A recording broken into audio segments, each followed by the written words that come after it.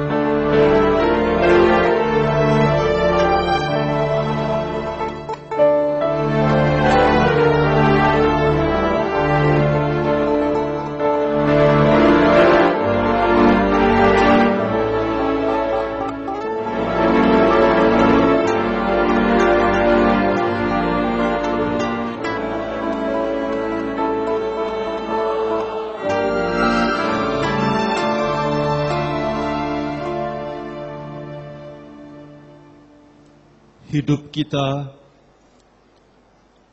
adalah saat-saat menanti kematian.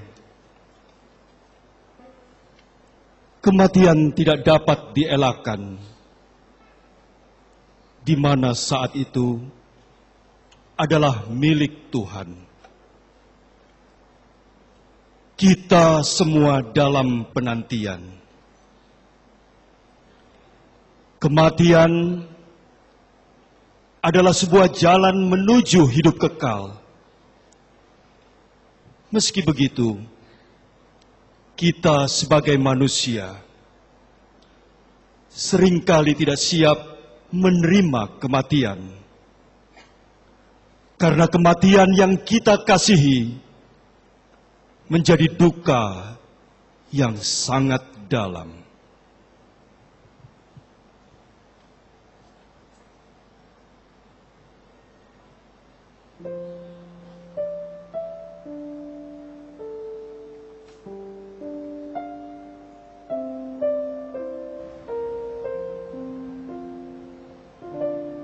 Saudara-saudaraku yang terkasih,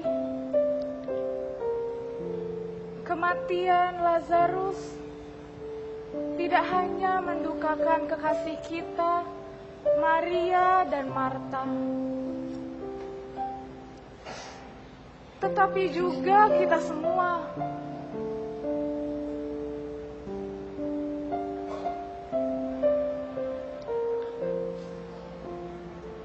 Kita tahu bahwa Maria dan Marta sangat dekat dengan Yesus. Dan kita semua pun tahu bahwa Yesus mencintai kita. Inilah penghiburan sejati bagi kita semua. Apa buktinya? Pada waktu Lazarus sakit, kami sudah kabarkan kepada Yesus bahwa Lazarus yang dikasihinya itu sedang sakit.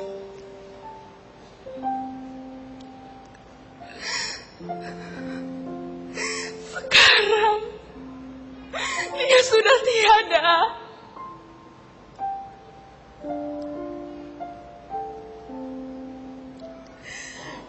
Jikalau Yesus mengasihi kami, di manakah dia saat Lazarus terbaring sakit? Di mana dia? Bahkan sampai kami selesai memakamkannya pun, dia tidak menampakkan dirinya.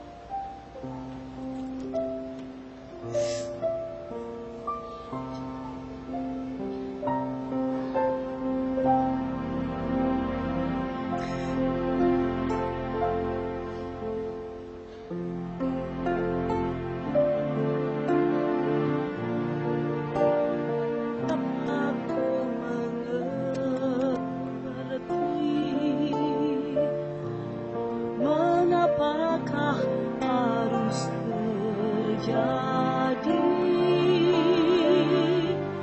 di dalam kehidupan ini?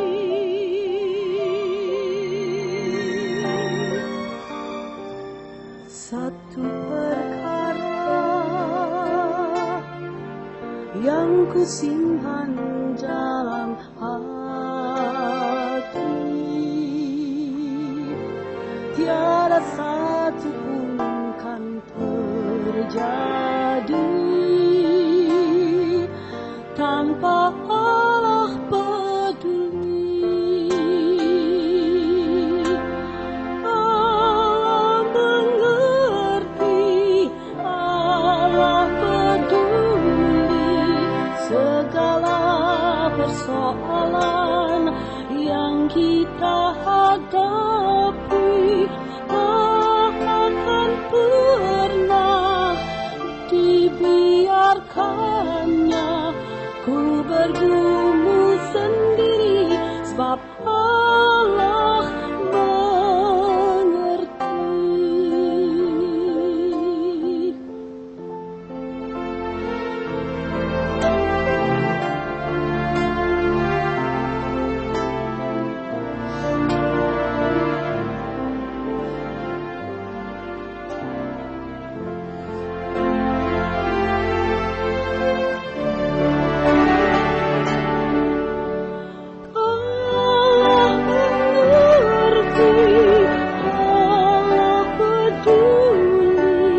Segala persoalan yang kita hadapi tak akan pernah dibiarkannya ku bergumul sendiri, sebab Allah mengerti,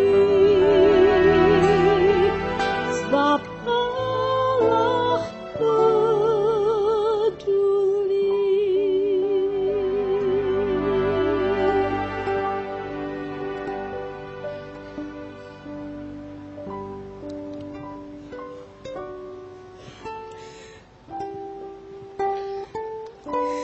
Kalau Yesus ada pada saat Lazarus sakit,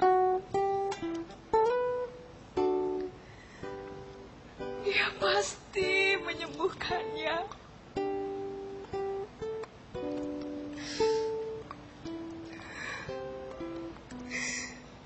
Kami sangat mengasihi Lazarus.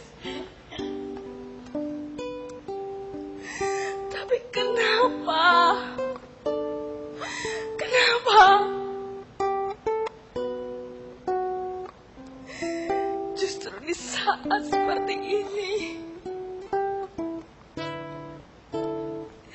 Yesus tidak ada bersama kami.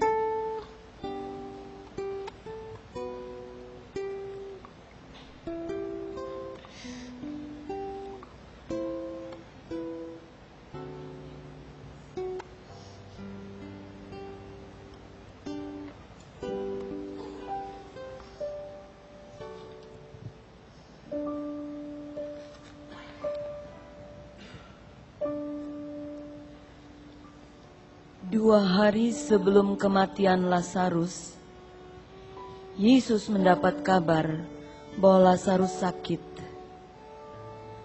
Namun kata Yesus, penyakit itu tidak akan membawa kematian, tetapi akan menyatakan kemuliaan Allah.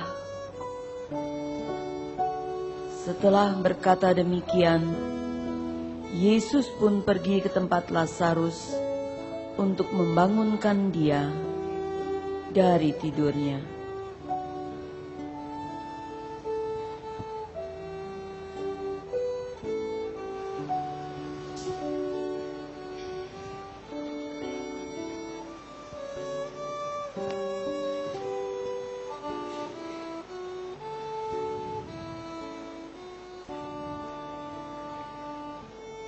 Guru,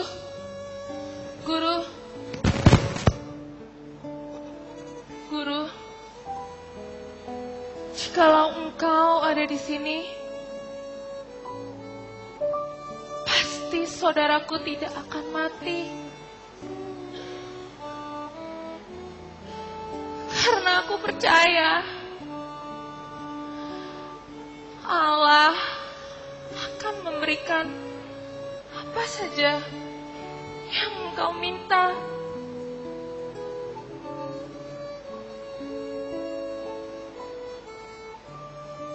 Saudaramu akan bangkit. Aku tahu ia akan bangkit. Tapi nanti pada waktu orang-orang mati, bangkit pada akhir zaman.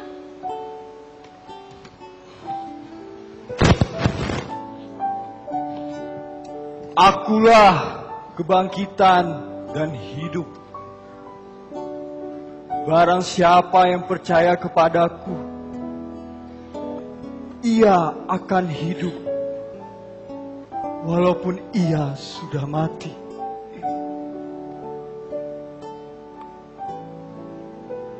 Percayakah kamu, Marta? Ya Tuhan, aku percaya Engkaulah Mesias, Anak Allah yang datang ke dalam dunia.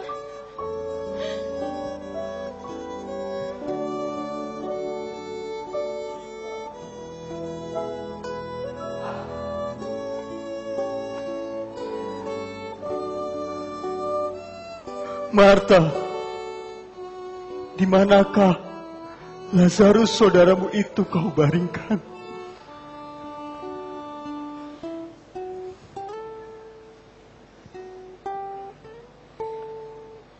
Marta memandang Yesus, lalu menganggukkan kepalanya.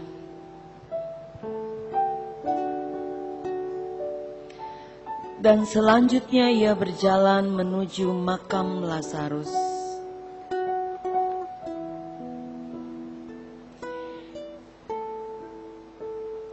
Yesus memandang jauh. Dia tampak sedih.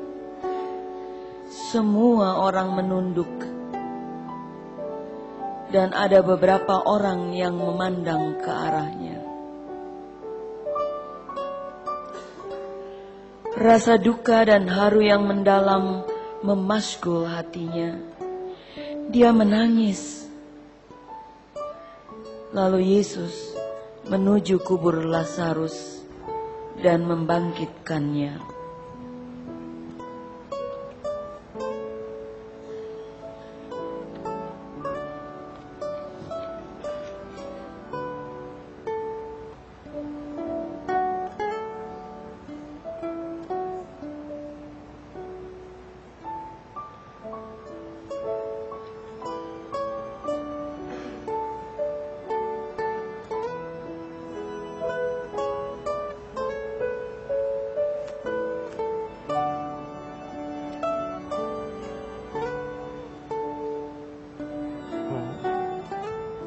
Ibu tahu nggak apa yang baru saja kita lihat?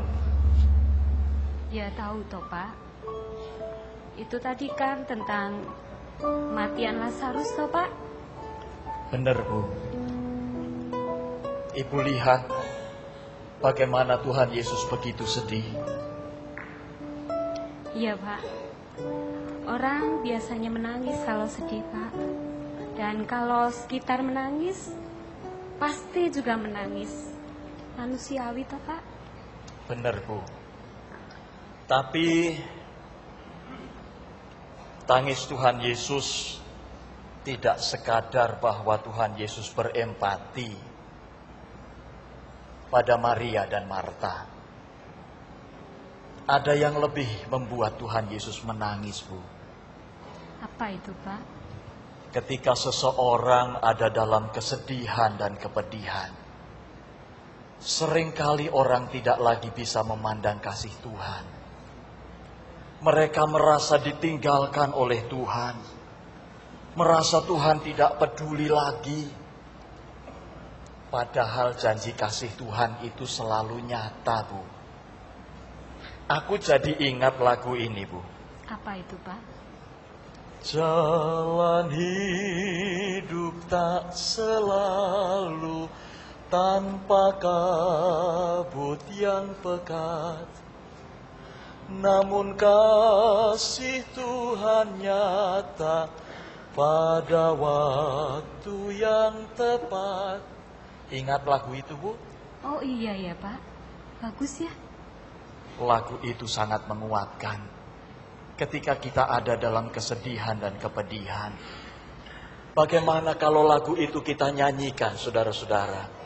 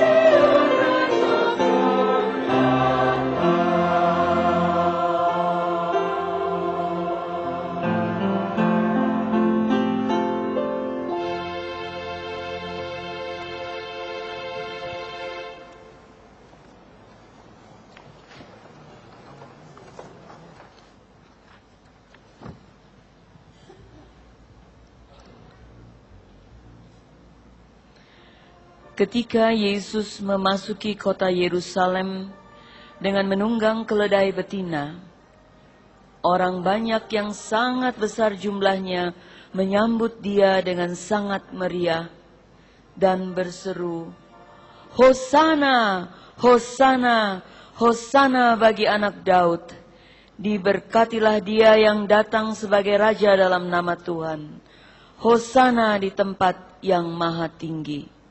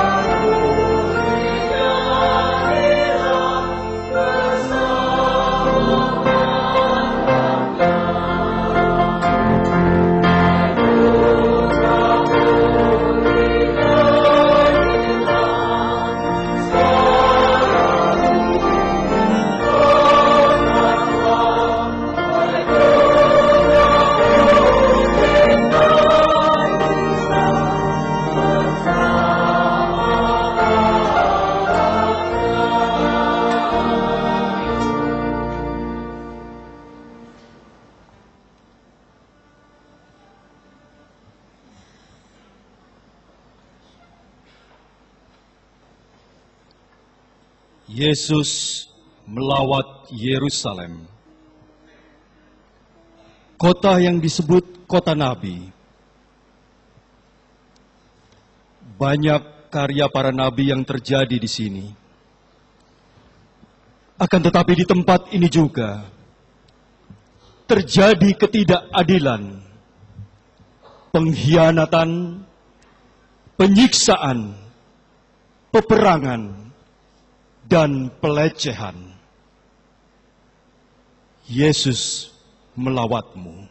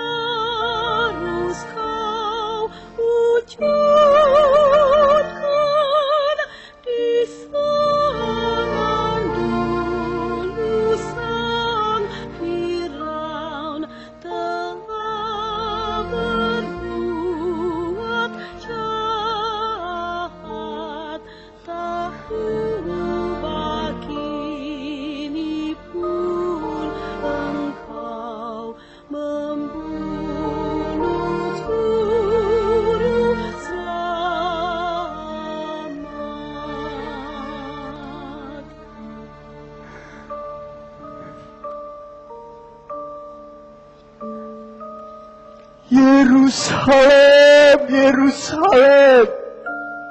Oh, Yerusalem. Di sana cinta diagungkan.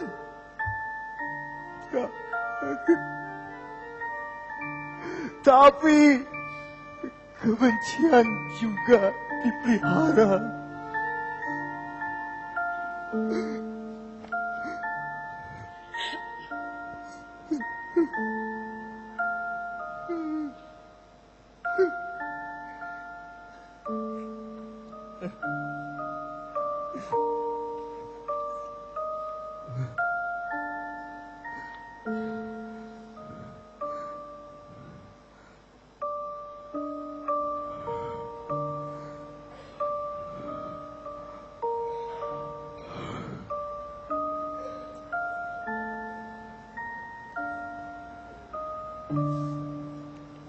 Pak, Iya, Bu.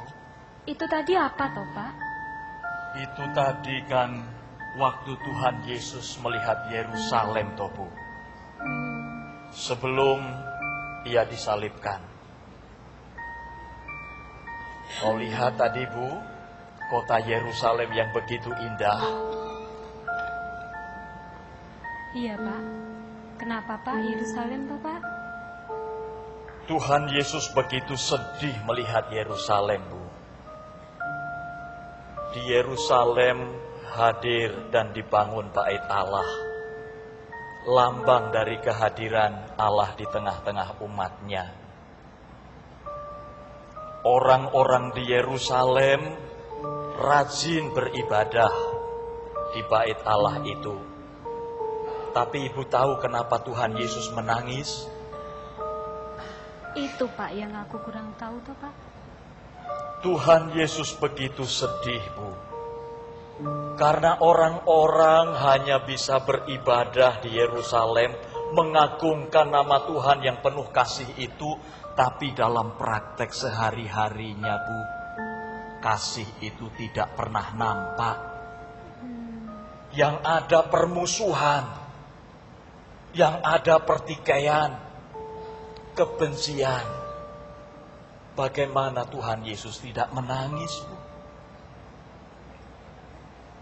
Bait Allah yang adalah lambang kehadiran Tuhan di tengah umatnya tidak punya makna apa-apa.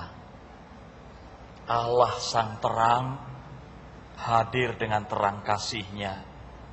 Tetapi hati orang-orang di Yerusalem dipenuhi dengan kegelapan. Itulah yang membuat Tuhan Yesus menangis, Bu. Oh, begitu toh, Pak. Benar, Bu. Jadi kita harus belajar ya, Pak, Ya, untuk merenungkan maknanya tadi. Itu toh, kita Pak. semua, Bu. Kita semua harus belajar merenungkan maknanya agar Tuhan Yesus tidak menangis lagi. Iya, Pak.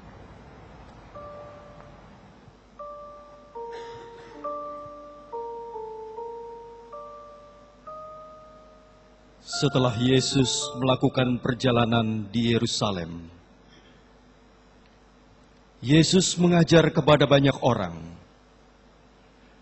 Maka tibalah hari raya roti tidak beragi, atau yang disebut Paskah. Yesus menyuruh Petrus dan Yohanes untuk mempersiapkan perjamuan Paskah bagi mereka.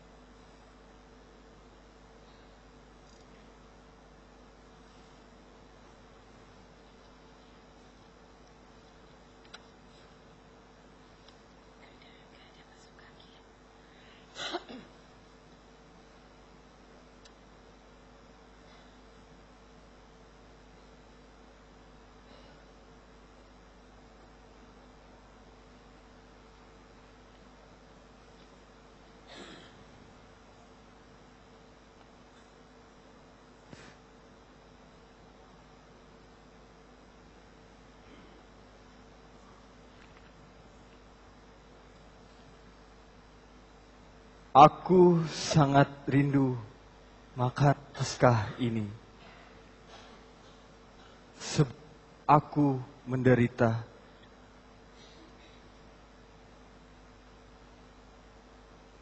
Sebab aku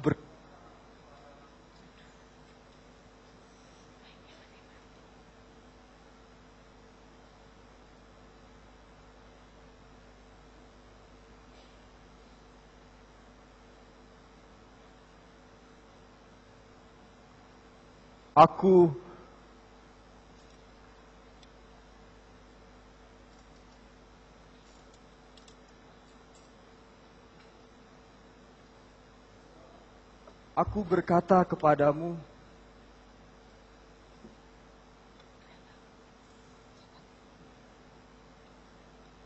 bahwa akan diserah oleh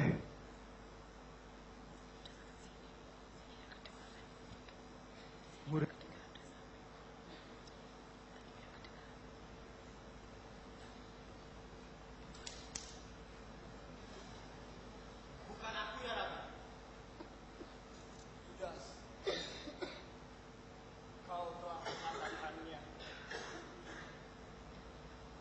Malam ini kamu semua akan diguncangkan imanmu karena aku.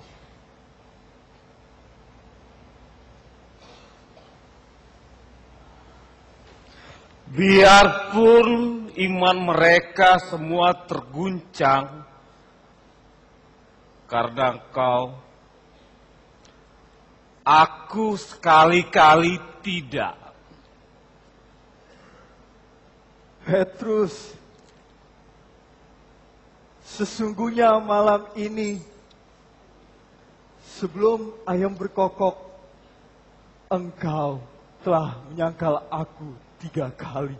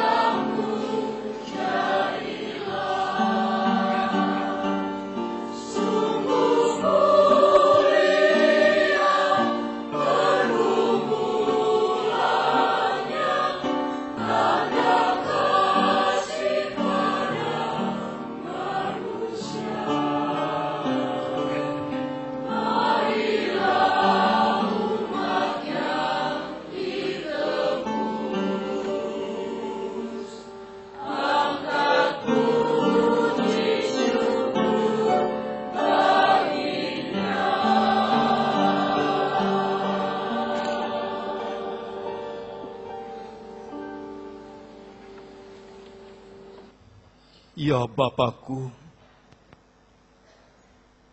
jika engkau mau, ambillah cawan ini daripadaku, tetapi bukan kehendakku,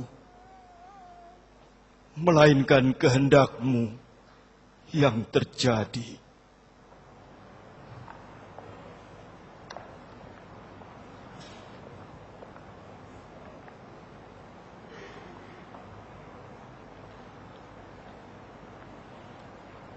Ibu bapak dan saudara-saudaraku yang terkasih, malam ini kita bersama-sama datang di tengah-tengah suasana heningnya malam, mengingat kembali akan suatu peristiwa yang pernah terjadi di dalam diri seorang Yesus. Ia adalah Allah yang sejati. Namun, ia juga adalah manusia yang sama seperti saya, ibu bapa dan saudara-saudara. Walau ia tidak berdosa, namun ia memiliki pergumulan dan perasaan yang sama juga dengan kita.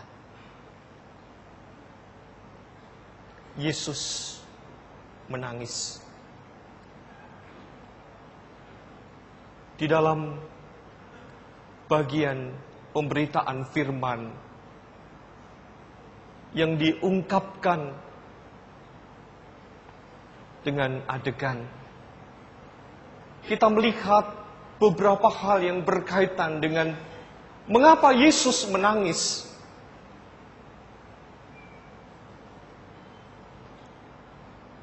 Yesus menangis tatkala Lazarus meninggal. Dan kita semua tahu, orang yang meninggal pasti menjadi pukulan bagi keluarga, bagi Marta dan Maria.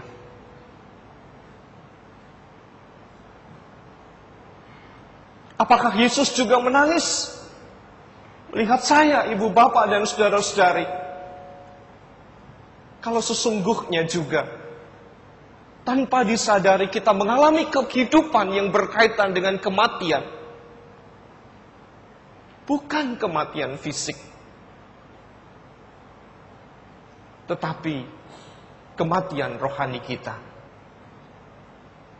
Bukankah kita merasa bahwa kita adalah orang-orang yang beriman?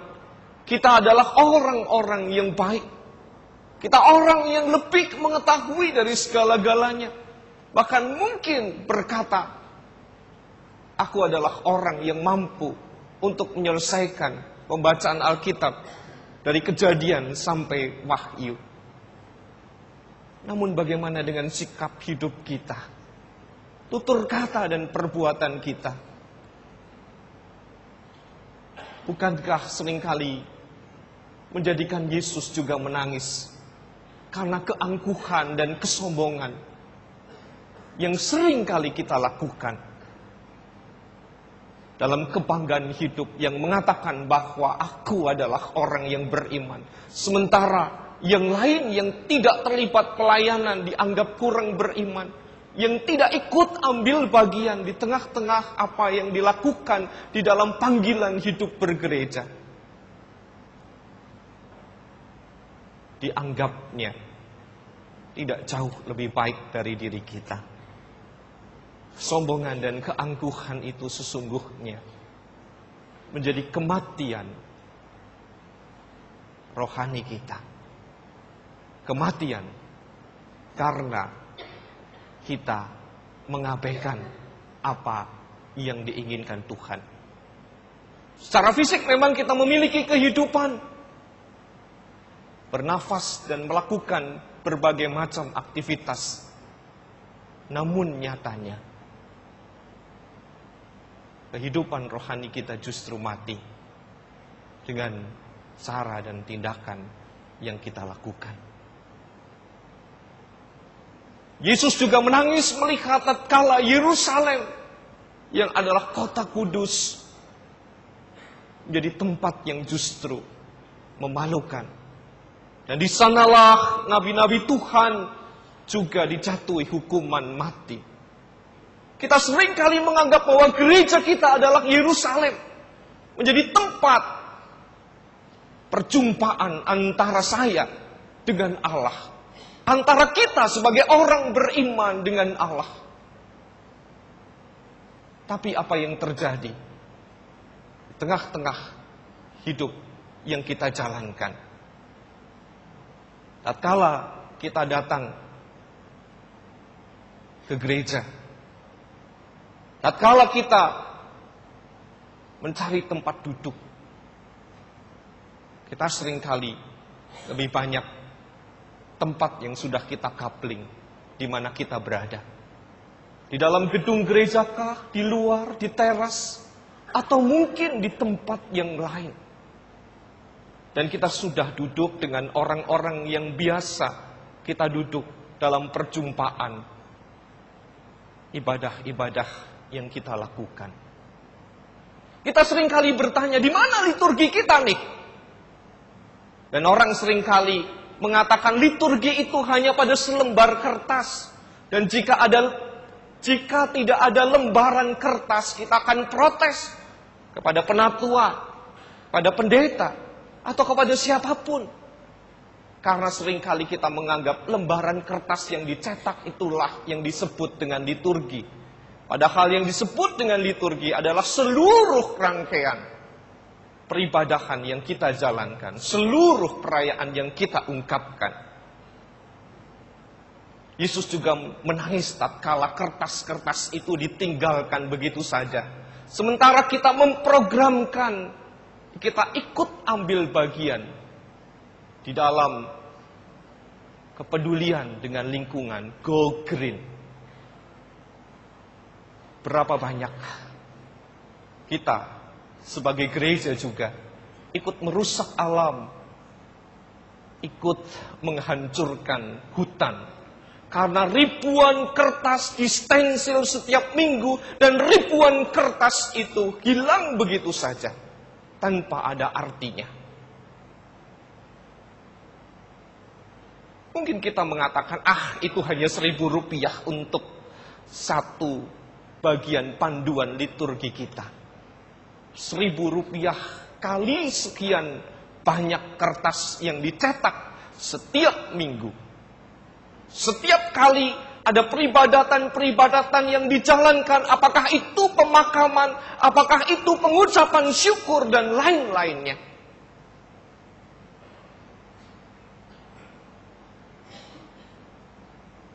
Go green, ramah kepada lingkungan, kepedulian kepada seluruh ciptaan Allah, tanpa disadari menjadikan dia juga prihatin dengan kerusakan hutan yang ada di sekitar kita. Dan jika kita terus membiarkan tindakan ini, apakah kita sebagai bagian dari gereja, yaitu saya, ibu bapak dan saudara-saudara yang adalah orang percaya ini, akan membiarkan lingkungan di tempat tinggal kita juga akan semakin rusak. Banyak teknolog, banyak orang yang ahli dalam teknologi dan lain-lainnya. Dan gedung gereja kita dan peribadatan ini sudah didukung sarana multimedia.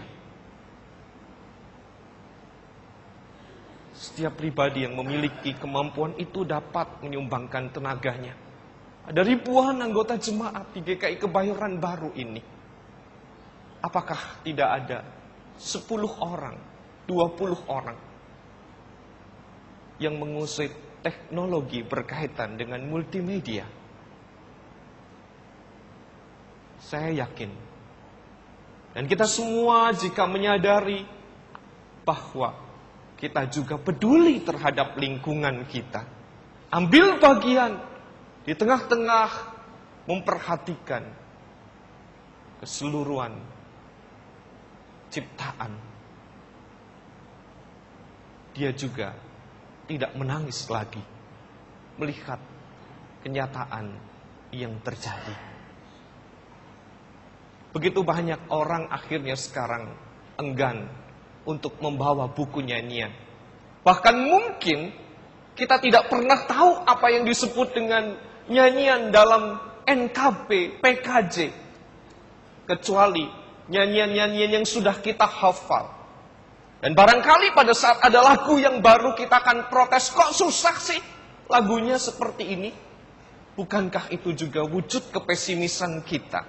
Karena kita enggan untuk belajar.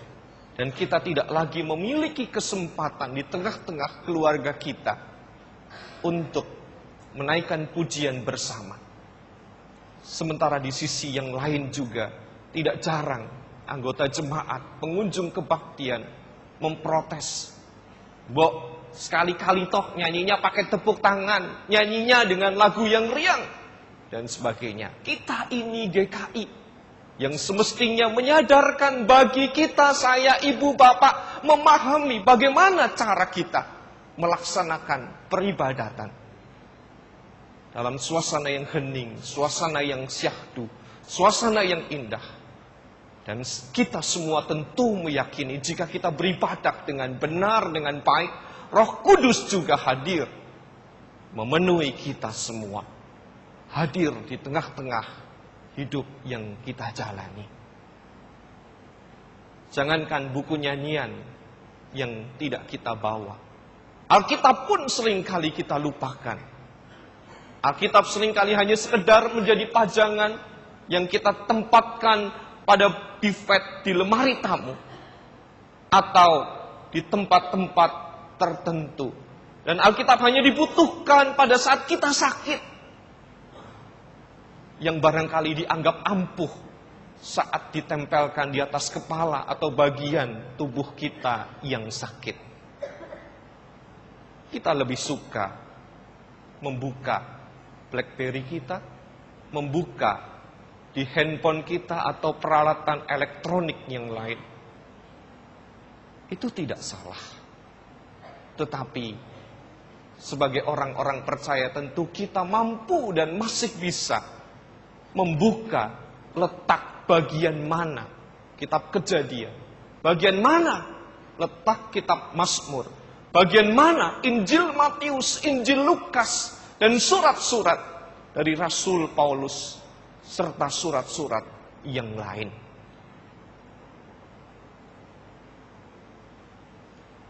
Yesus juga menangis tatkala melihat bagaimana murid-muridnya tidak hidup di tengah-tengah kehidupan yang seturut dengan apa yang dilakukannya. Bahkan ia menangis tatkala salah seorang muridnya justru mengkhianati dirinya. Mungkin kita berkata, aku adalah orang percaya, aku adalah orang yang selalu setia untuk melakukan apa yang seharusnya aku lakukan. Kita bangga dengan apa yang kita miliki, apa yang kita persembahkan kepada Tuhan untuk memuliakan namanya. Tetapi bisa saja kita bertindak seperti murid Yesus yang adalah Yudas. Karena pekerjaan kita, karena pasangan hidup kita, karena tuntutan jabatan, dan hal-hal yang lain. Dan tanpa disadari kita menduakan Yesus yang mengasihi kita, Yesus yang menyelamatkan kita.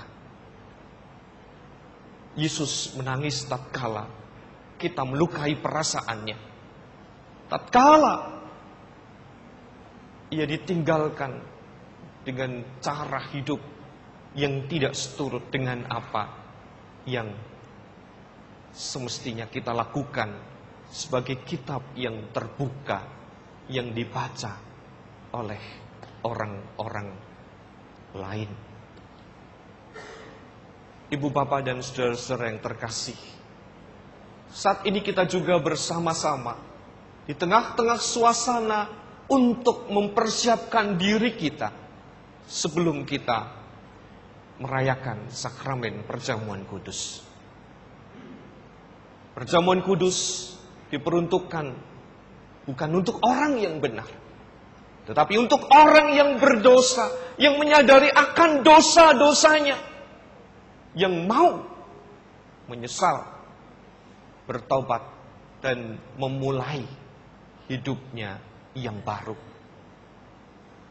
Berbuat baik saat akan merayakan perjamuan kudus tanpa disertai dengan tindakan yang nyata dalam hidup sehari-hari adalah kebohongan besar.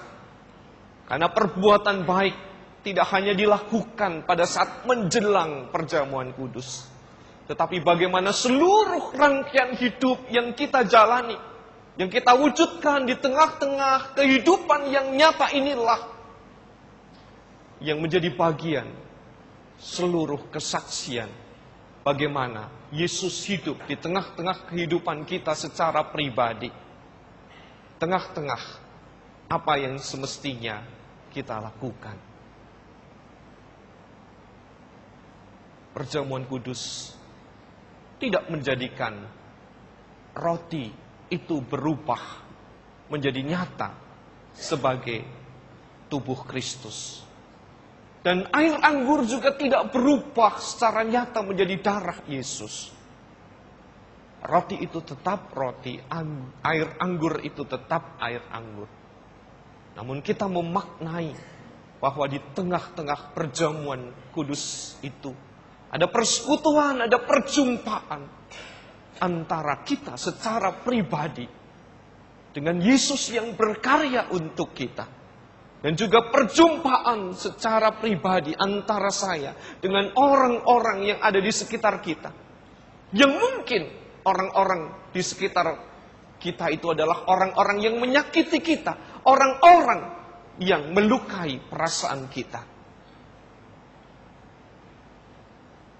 Oleh karena itu sebelum pelaksanaan perjamuan kudus dilakukan, ada pernyataan salam damai. Bukan sekedar berjabat tangan, salam damai saudaraku. Tetapi pernyataan salam ini menunjukkan satu tindakan bahwa saya tidak memiliki kebencian terhadap ibu. Dan ibu pun tidak memiliki rasa tidak suka terhadap saya. Ada permasalahan yang harus diselesaikan dan dipulihkan. Itulah yang semestinya kita lakukan setiap kita merayakan perjamuan kudus. Tetapi kita juga tidak hanya hidup karena perjamuan kudus, melainkan juga karena firman Tuhan yang kita hayati dan kita renungkan tengah-tengah hidup yang kita jalankan. Yesus menangis melihat kenyataan yang terjadi dengan apa yang dialami kala itu. Kita tentu tidak ingin agar Yesus menangis kembali dengan ketidaksetiaan kita. Kita tidak ingin Yesus menangis dengan kebohongan, dengan kebencian, dengan segala hal yang masih melekat di dalam kehidupan kita. Bersediakah saudaraku agar ia tidak menangis? Tentu semuanya itu bergantung dari kita semua yang sudah menjadi milik Yesus.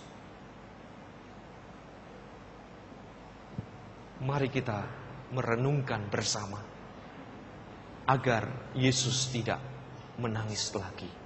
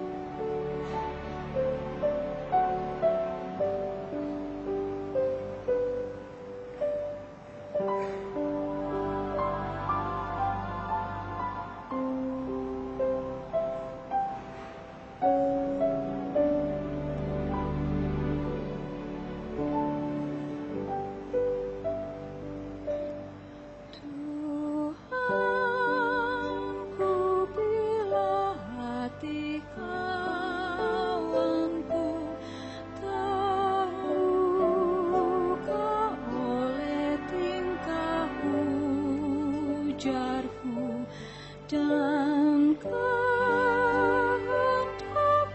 jadi panduku. Ampunilah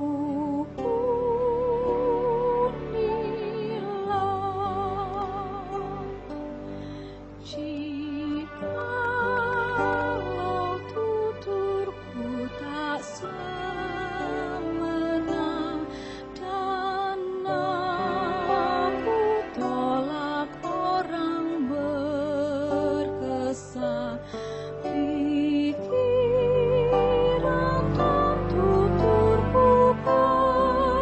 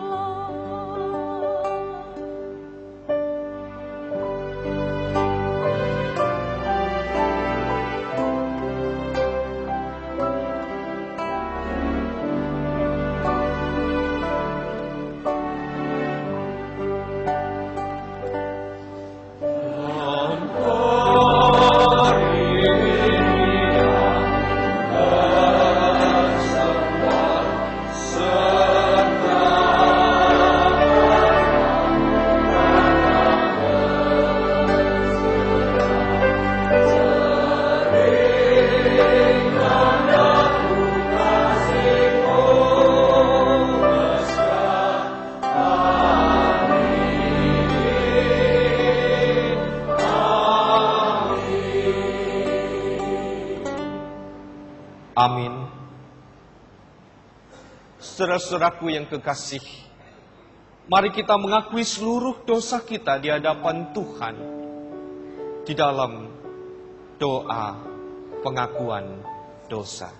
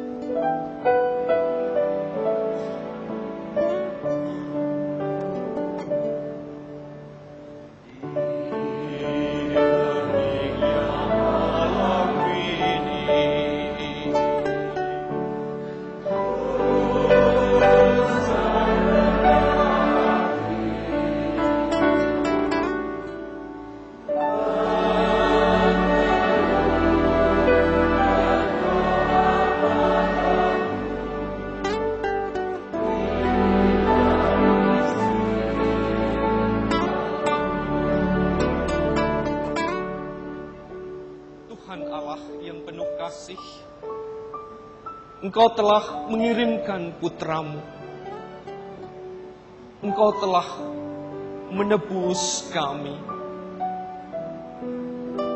Di tengah-tengah hidup yang kami jalani, kami mengakui bahwa kami seringkali menjadikan Engkau menangis karena tutur kata, sikap, dan tindakan yang kami lakukan. Ampunilah kami, ya Bapa, dan biarlah Engkau memperbarui hidup kami. Jadikan kami memiliki hidup yang seturut dengan kehendak-Mu. Tuhan, dengarkanlah doa kami.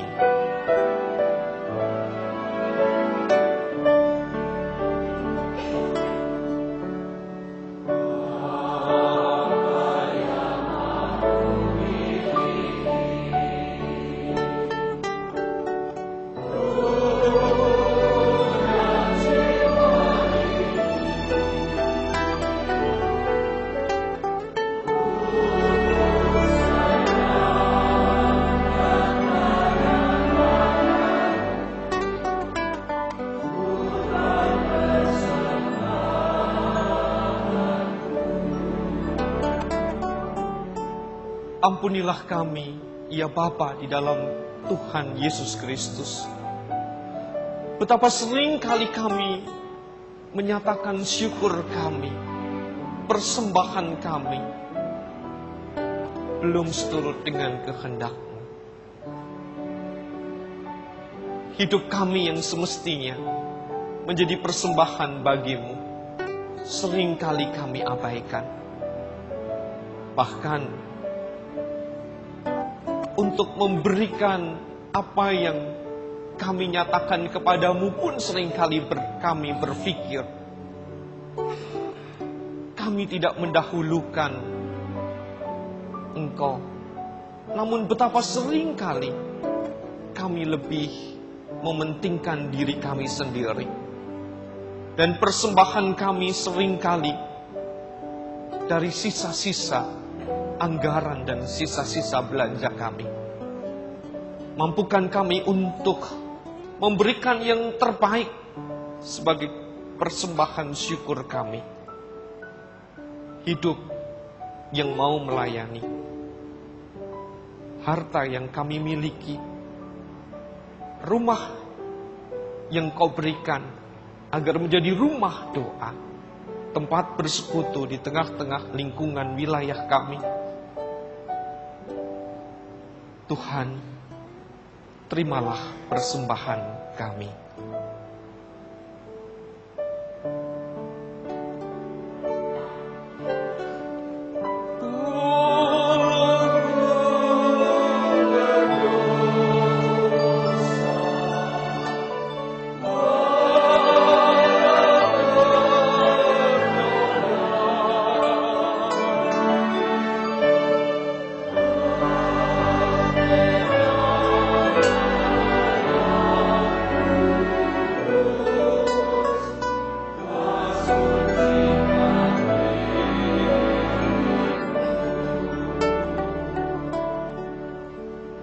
Esok kami akan kembali ke tempat ini ya Bapa, bersama dengan saudara-saudari kami. Esok kami merayakan Jumat Agung dan sekaligus merayakan sakramen perjamuan kudus. Mampukan kami menerima firman dan menjalankan firman, dan dikuatkan di tengah-tengah persekutuan bersama dengan Engkau dan sesama kami di dalam perayaan perjamuan kudus. Biarlah perjamuan yang kami terima, yang dilaksanakan oleh majelis jemaat, menjadi ungkapan syukur kami atas keselamatan yang Kau berikan. Tuhan, terimalah syukur kami.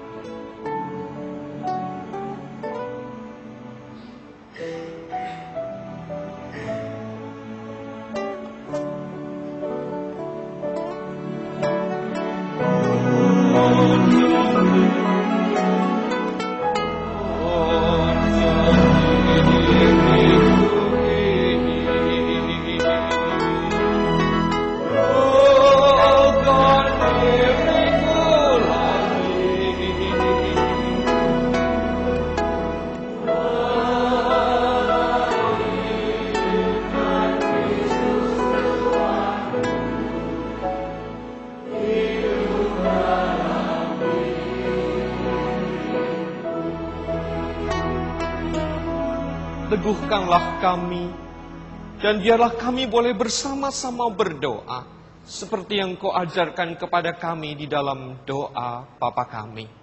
Bapa kami yang di surga, dikuduskanlah namamu, datanglah kerajaan-Mu, jadilah kehendak-Mu di bumi seperti di sorga.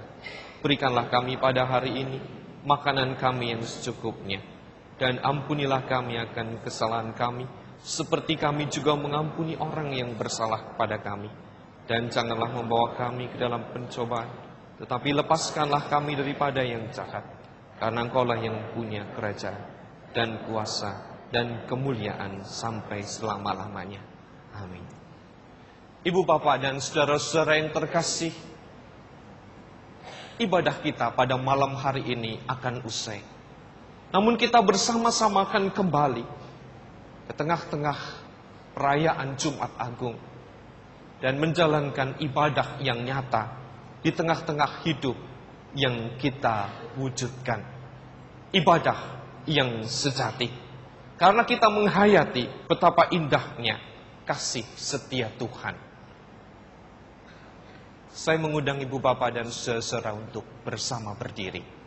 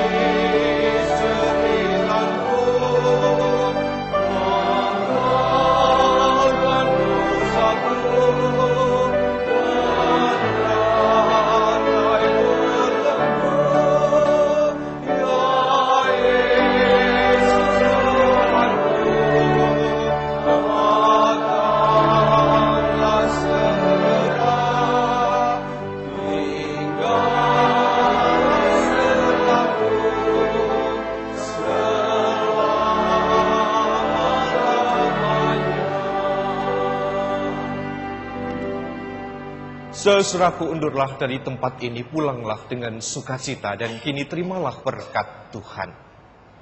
Kasih karunia dan damai sejahtera dari Tuhan Yesus Kristus, kasih Allah Bapa, dan penyertaan Roh Kudus ada pada saudara dari sekarang sampai selama-lamanya.